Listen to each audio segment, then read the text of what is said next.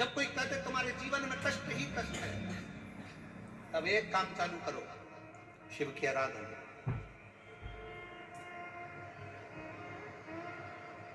तब एक काम चालू करो, भगवान शंकर की आराधना। 3 चीजें अपना लो। पहले नंबर पर शिव जी के मंदिर में 1 लोटा जल चढ़ाना। दूसरे नंबर पर अगर प्रदोष के दिन मंदिर में दिया लगा सकते हो तो ठीक है, नहीं तो एक कनेर का फूल पीला वाला, देखा है आप लोगों ने? जम के बोलो जरा। पीले कलर का कनेर का फूल एक, प्रदोष के दिन, प्रदोष काल के समय पर अगर दीप लगा सको तो ठीक है, नहीं तो एक कनेर का फूल पीले कलर का, शिव जी के अशोक सुंदरी का स्पर्श। अशोक सुंदरी वाली जगह मालूम है ना आप लोगों को? फिर से आप समझ लेंगे।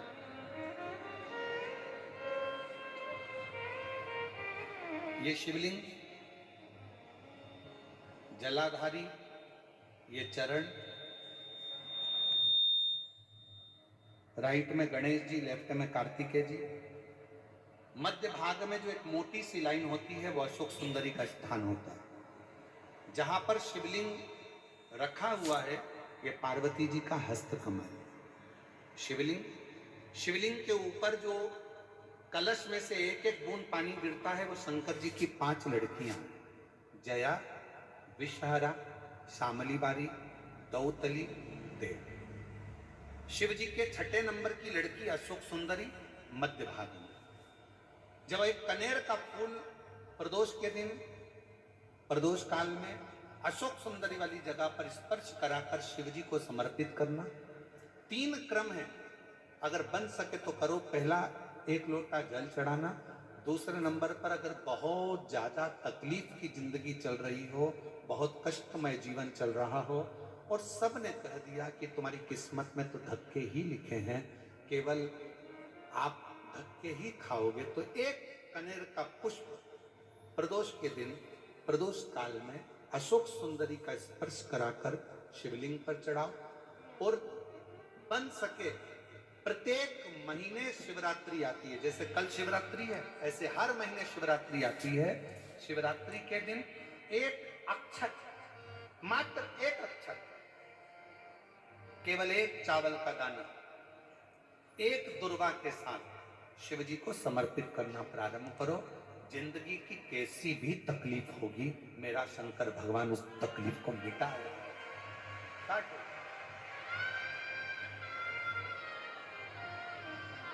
शिव की आराधना,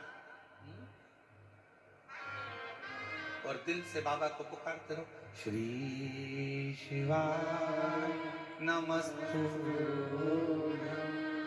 श्री शिवाय नमस्तु,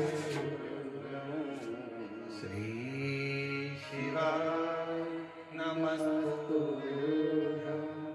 श्री शिवाय नमस्तु। उसको पुकारते रहो, दिल से उसको विश्वास के साथ पुकारो। पार्वती जी के भाग्य में लिखा था कि इनको जो पति मिलेगा वो नग्न वेशधारी मिलेगा, जटाजूट वाला मिलेगा, भस्म रमाने वाला मिलेगा, पर उन्होंने, पार्वती जी ने शिव जी की आराधना करना प्रारंभ करी। और जब भगवान शंकर की आराधना करना प्रारंभ करी तो भगवान शंकर ही उनको पति के रूप में मिल गए। और जब स्वयं देव अधिदेव महादेव हमारे भाग्य में अगर आ जाते हैं तो बाकी के भाग्य की सारी रेखाएं अपने आप सीधी हो जाती हैं। सब रेखा शिव को पुकारो।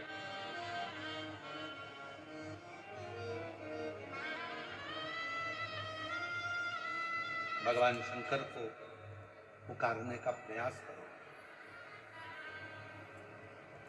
महाराज,